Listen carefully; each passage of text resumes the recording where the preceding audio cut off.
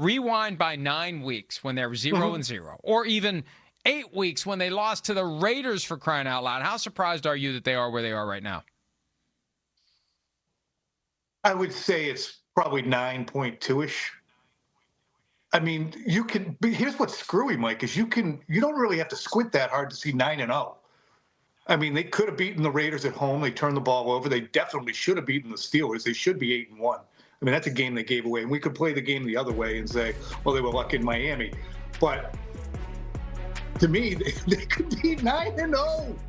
And you did not anticipate, given what we saw last year from Drake Maye, given what we saw during the summer and preseason games and intra-squad scrimmages and the first 3 games of the season, you didn't expect Drake Maye to go from a guy who had a little bit of jumpiness, a little bit of anxiety, some poise issues, some ball security issues, to go from that to being a Tom Brady, Kurt Warner, Dan Marino jambalaya. It's insane when you look at the people whose name he is in the same sentences with when you talk about completion percentage and quarterback efficiency and yards thrown for. And then there's nobody on the planet, Mike, who's ever thrown with the efficiency downfield that he has statistically.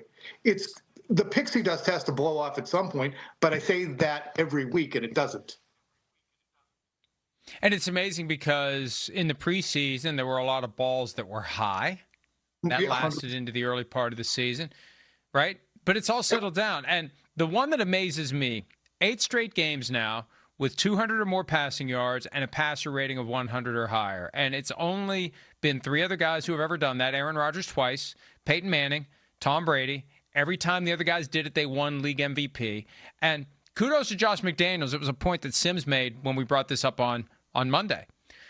McDaniels coached Brady when he did it, and McDaniels is coaching Drake Maye when he's doing it. And if he does it one more time, he'll be, I think, it's just him and Rodgers would be the only ones to have done 9 games in a row with 200 yards or more and passer rating of 100 or higher.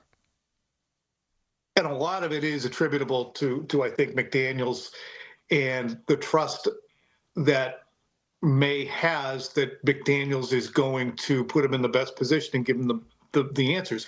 I credit McDaniels a lot, too. Regardless of his travails as a head coach, he is a brilliant coordinator, maybe one of the best that's ever been in the league.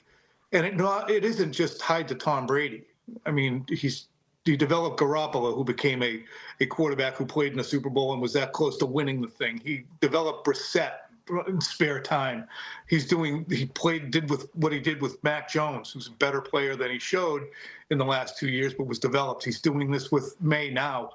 And the interesting thing about Maye is he's reaching across the aisle and accepting that this is not a pocket passer like the other guys. He has to be allowed to pull on the reins and given free rein to go make some plays. And that's, I would imagine it would be tougher for Josh to yield that control if he was still seeking his second head coaching opportunity. Now that he's had it twice and he's kind of in that period where it's like, okay, I've done that twice. Why don't I just reconfigure and reset, and whatever happens, happens with my career? I think Drake Maye is the best thing for him right now. Well, and that leads to the next question. It could be that Josh McDaniels is a modern-day example of a Norv Turner or a Wade Phillips who continues to do so well as a coordinator that someone is going to say, why isn't he our head coach? And maybe some time spent with Mike Vrabel will help. Because I think all these guys that have left the Belichick hive who say, I'm going to be my own man, they don't realize how much of Belichick they picked up just by being around him. And they can't get away from that because they don't know any other way. It's all they ever know. It's normal to them. Maybe some time with Vrabel could help. Maybe he does have an opportunity to go somewhere. He'll have to be very selective. And, maybe no one's ever going to succeed with the Raiders as long as Mark Davis is the primary owner. I don't know. But I'm starting to every year the list of candidates comes up. And I'm not suggesting he should be a candidate in this cycle. All I'm saying is if he keeps this up with Drake Maye, it's inevitable that somebody's going to think about Josh McDaniels getting a third opportunity. It is inevitable. You're exactly right. And, I think you enter an industry, whatever it is, to continue to climb until you hit your head. Is that always the best thing? I mean, Josh has now hit his head twice. And there's no shame in just saying, I'm going to be a coordinator. I'm good at this. I don't need all that other stuff. I don't need the having to check in on the defense with my coordinators and expecting calls at 2 a.m. from somebody who got a speeding ticket or was stopped on a highway. If I were, and Josh is a little younger than me and much younger than you, if I were Josh, I'd say, you know what? Do I need to go be the head coach of, the Jaguars, or you name the team and outpost that he would land in? Or should I just stay here? And he is very, very comfortable now here in Westwood, Mass, with his family. It was difficult to move because of their ages when they went to Vegas. And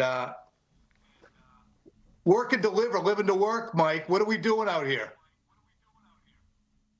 Listen, why would you say the Jaguars? You came dangerously close to putting Liam Cohen's name in your mouth, and you know how he reacts to that. Why would you do that? No, I was going to say Tennessee first, but it had a Vrabel link. So I was just trying to scroll through outposts where I would not want to reside.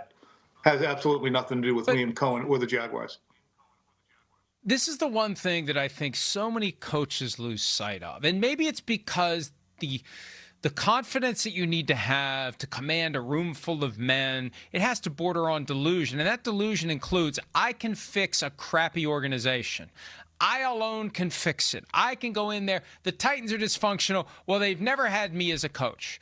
This team's dysfunctional. The Jets, they've never had me as a coach. I can overcome all that. And I think coaches have to be a lot more strategic when it comes to picking their landing spots. I know that window may not be open for very long for a lot of these coordinators who are hot and who are on that list, but you got to be careful, because it's better to have continued to be. What's that? Yeah, exactly. I'm sorry, I mean to interrupt, exactly. but it's such a tremendous example. He didn't want to continue to be a coordinator. He felt like, look, I can run a program better than what I'm watching here. And given the bar that was set, believe it or not, by Bill in the last couple of years, it was a dysfunctional program. But you can't just say, okay, I can do a better job, get into that seat, and then be surrounded by people you're meeting for the first time who have "Hello, my name is" stickers on, who may not share your vision, who may not necessarily believe that they can't do the job that you're doing, who aren't going to be looking at you every day and saying, is he good at this or is he not? Oh, he's learning on the job. Oh, this is an apprentice here. The Patriots sold it to him as an apprentice here, but Gerard didn't need to jump. Was good friends with him. If we really had a heart-to-heart at some point, I might have said to him, is this a good situation for you to take as your first job? Do you really believe that you can, in this market after Bill, come out the other side with no experience whatsoever, and that you're going to be able to be given the latitude that you expect from the fans and the team and the owners? And as it turned out, no. And I don't know if he'll ever when or if he'll get back into coaching, because it was a very sour and humiliating experience, I think. Hi, it's Mike Florio. Thanks for watching PFT on YouTube. Hit subscribe for the latest news and analysis from Pro Football Talk.